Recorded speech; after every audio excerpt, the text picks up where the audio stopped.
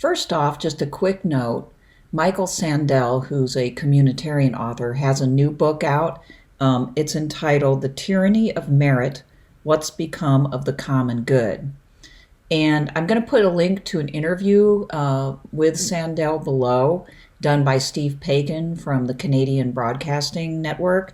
I think that my audience would be very interested in what Sandel has to say. And down the road a bit, I'm going to try to do a review of his book. All right, but right now we want to get back into McCarraher and the Enchantments of Mammon. That's a quote from John D. Rockefeller. God gave me my money. And I mean, look at that man. So, I mean, the general sentiment is that if you have money, it's because God wants you to have money. And I will just highlight one character in particular from McCarraher's book to kind of zoom in on. Russell Conwell, who was a Baptist pastor from Philadelphia. He was also the first president of Temple University, Evangelical University, which happened in 1888. And he preached this sermon, Acres of Diamonds, all over the country, went all over the country, over 6,000 times, according to McCarraher. Here's an early notice of that, and probably a printing of that sermon. This thing got printed, and it went through so many editions, and it was, well known, and he was well known at the time. Here's a more current edition of the same thing. Well, McCarraher writes about him and his booklet. He says, first published as a booklet in 1890, Acres of Diamonds is a masterpiece in the annals of capitalist enchantment. The title itself recalled the city depicted at the end of the book of Revelation in the Bible, where sapphires, rubies, and other jewels adorn the streets of heaven. Conwell pithily restated the evangelo-capitalist faith, quote, to make money honestly is to preach the gospel. So you might wonder, well, how is that? Well, this is, this part of the book teaches you how people could think this way. Because on the surface, it seems really crass. Like, it's distasteful. I must say, I personally take it that way and always have. Well, I just wanted to show you evidence of how many editions in modern times have been made of this man's sermon, Acres of Diamonds. So this is you might say, a canonical text of the prosperity gospel, which is still current in the United States today, very much current and represented by the Trump administration in the type of pastors that tend to advise President Trump and associate with President Trump, and he with them. There's a little bit of social Darwinism in this particular prosperity gospel way of thinking that basically amounts to this, that God set things up to reward the industrious. And capitalism kind of embodies this more or less hands-off judgment system. God set things up so that the industrious would especially thrive within the rules of a capitalist system. And when you think about it, this is why, at a very guttural level, why, say, socialism and communism don't appear to be godly to this type of Christian, is that, if God set things up to reward the industrious, then the system that should sort of be optimal or the most godly is the one that allows the industrious to basically run free, right? Without any sort of restrictions which trammel on his or her freedom. And socialism and communism try to do that, right? So they become ungodly as a result. In this social Darwinistic way of viewing things, which is, melded with a certain type of Christianity, the lazy get their reward.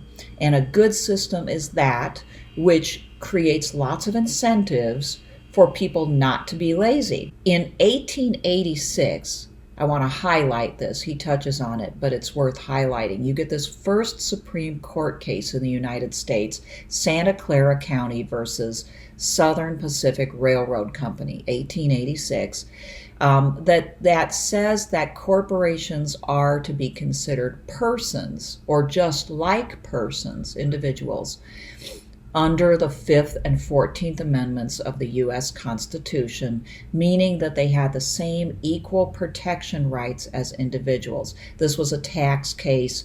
It could have been something else, but basically the outcome that was of long-lasting impact was that now corporations had equal protection rights under the law. Now, McCarraher pauses there, and I think that we all need to pause because it's now so, it's ubiquitous, the corporation. But corporation, as he's discussing it here, are these vast organizations that are owned by shareholders. Those shares are publicly traded. There's a board of directors at the top.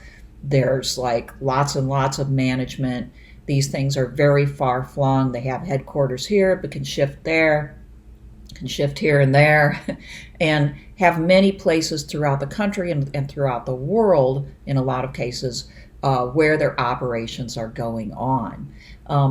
For this type of far-flung, very powerful, very, powerful and wealthy organization to be considered a person with rights, that's a big deal. That's something different than had ever happened before. And it got a big boost in 2010, I might add, with Citizens United versus the FEC, where they gained the rights like any other person, in fact, more than any other person, of political speech, which is interpreted as being able to give as much money as they want to political campaigns and to state in political terms their opinions on the public airways and so on. Corporate ensoulment is a word that McCarraher starts to use in this part, right? That he makes this connection, which only a Christian could make, I think. Well, I shouldn't say that, more like anybody who's religious, who believes in God and a human soul could make, right? That human beings, according to the Bible, are made in the image and likeness of God. Okay, so Jews, Christians, Muslims, and probably a lot of other faiths believe something like that. Okay, but because of changes in the law in the United States that were pressed by corporations, right? Corporations began to be treated like human beings under the law. So they started to claim the type of being, the type of recognition, you might say, that previously belonged in the theistic view to people, human beings, who alone were made in the image and likeness of God. So there's a problem here, right? These entities want to be treated like human beings, but are they also made in the image and likeness of God? And if they're not, should they be accorded equal dignity and equal respect, right? And equal importance, not to mention more of that than individuals. So there's a real spiritual/religious problem here that McCarraher brings up about how we treat corporations that isn't normally brought up. It isn't normally made because we don't hear much commentary about it coming from a religious perspective. But corporations are so much more powerful financially and in expertise than individual human beings. They can't easily be held responsible for what they do or say, even though now they have the ability to say whatever they want without any sort of government limitation when it comes to their political speech. Corporations, by definition, can't have a moral conscience, though they try to feign it, as we'll see. But they're not individuals, so they don't have a conscience, per se.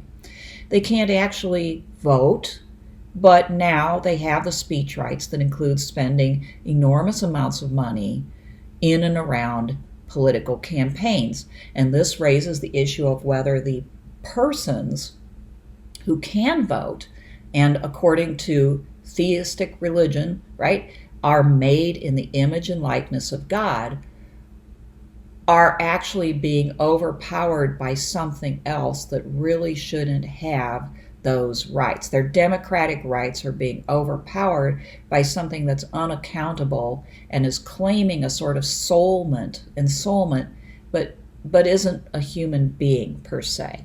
Even though you could argue it's a collection of human beings, but it's a collection of human beings that's in no way acting in concert in any other way than producing a profit. So this should raise in your mind, at least it did in mine, some of these images like the golem, which is, this non-human thing that becomes like the figure of the human made out of something, inanimate, or the zombie, which is the living dead, not alive, but not dead, still moving among the living and negatively impacting them, to say the least. And the homunculus, which is another, notion of the little man, the man that is created before ensoulment, you might say, within the womb. This is the type of image that McCarraher's, I think, asking us, or at least I, came up with these images and really started to think about what are we doing? Should we not take personhood more seriously than that? Is this not one of the reasons why it's difficult for us to see personhood in any serious sense in other people now? And maybe particularly in children and even in unborn babies, right? Is it not more difficult for us to think in terms of the true dignity of personhood in all of its respects? The old, the middle-aged, the young, the infants, and the unborn. When we cavalierly have assigned personhood and equal dignity and rights to a lifeless idea, profit-making idea of a corporation. So this idea of the corporate God gets developed in this book, right? The corporation, through the advent of what's called Taylorism and then Fordism. These were founders, this Fred Taylor and Henry Ford were founders of so-called scientific management, where they decided that they would train and discipline and mechanize workers in a factory setting to the point where they would be maximally productive. And they saw this as not only good for their bottom line, but good for the employees too, because God loves those who are productive. And by the way, if they were left to their own devices, they would be going off and doing sinful things and becoming lazy and becoming, profligate and all of these things. And so under this vision, which reaped them a profit and did raise those who could do the work, did raise their pay over time as well. The corporate God it becomes seen as provider, ruler, benefactor of workers and consumers, motivator of both, right? Source of devotion. People become attached to the corporation that they work for. It is seen as lifting up the lowly and mediocre into a decency, order, and productivity that he or she could never attain on their own. Again, from a theistic perspective, this is a sacrilege, okay? To begin to see this soulless thing that we've created, right, as in these terms, right, is some sort of sin, some sort of sacrilege, okay? Here's a quote from McCarraher. He says, H.L. Bant concluded in his book, Organizing for Work, which was written in 1919, by tracing a direct line from Christ to Taylor, okay?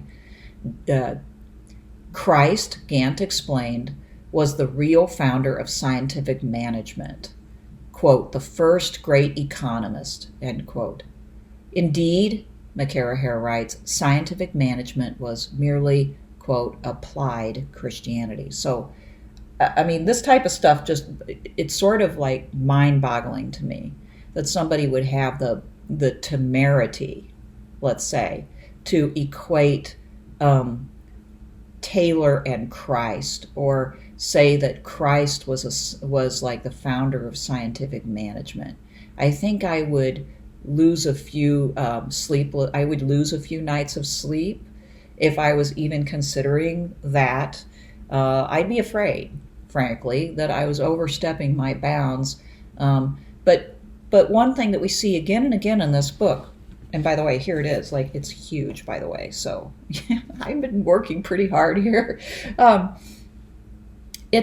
What we see is that people are willing to say these types of things, these very bald-faced statements of equation between Christ and capitalism, Christ and management, God and the corporation and religions, devotions, sentiments, etc., over and over and over again, both from the side of the clergy and the side of corporate management, using the same type of language. It's really quite astounding. This is a picture of Henry Ford, and if you want to know more about Fordism, if you've heard that term before and you didn't know what it means, I hope I explained it to you well enough. But the goal was just to make people extremely efficient in these factories, to take skill out of the equation as much as possible, which was thought to then, lead to them being more successful, right? But as we've already talked about, it also made them less skilled. The point was to take away their skills too. We wouldn't need to have skilled workers then, and everybody could be productive with just a little bit of training. Last thought, this just, by the way, is that picture not creepy? I picked that because that's the creepiest picture I could find of this kind of idea.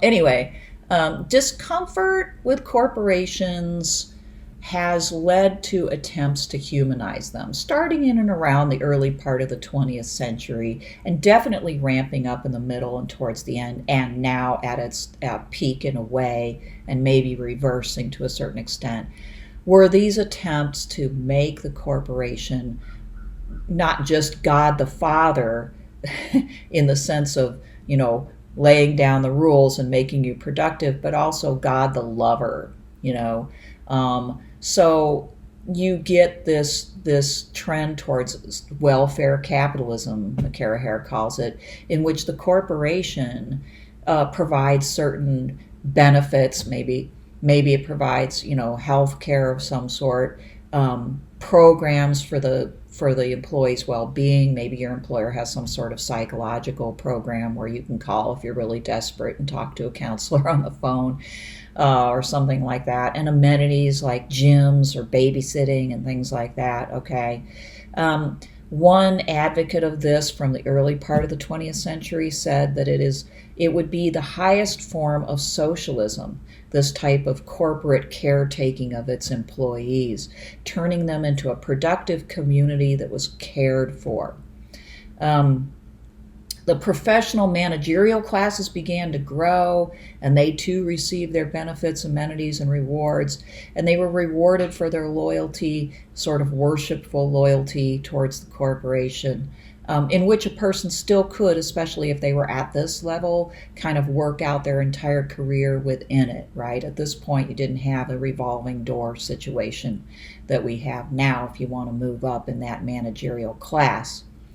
I will point out that the growth of the managerial class and the structure of the corporation generally from the top to the bottom replicates feudal hierarchy, okay? So that though I think most of these people, starting from the Protestant Reformation onward, as we've talked about through this book, like we're trying to get away from the church and its hierarchical structure, which was replicated in the rest of feudal hierarchy from the king and the nobles and the barons and the the knights and the vassals and so on. Well, what you get here in the corporation is a sort of recreation of that feudal hierarchy without an explicit sacramental basis or justification, and without God really at the top, but with people still claiming that God very much is at the top, right? And that the founder of the corporation had,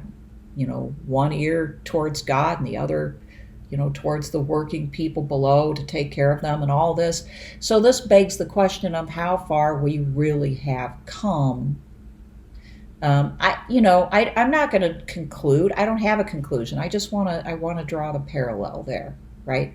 That in a way, what happened was we created something very similar with problems that are similar of corruption and too much power at the top, too much wealth at the top. So and we have new problems instead of the old ones for the working people and the poor. But it's not like in some ways we advanced all that much. So in last point, this soulful corporation, this caring corporation, also projected outward with that caring and that love, right? At a time when people weren't getting as much caring and love directly from each other because they were too busy being atomized, working in their particular individual jobs all day long. The products and the outreach from these corporations took on a more effective character, right? Of caring, of love, of responsibility for you and all of that.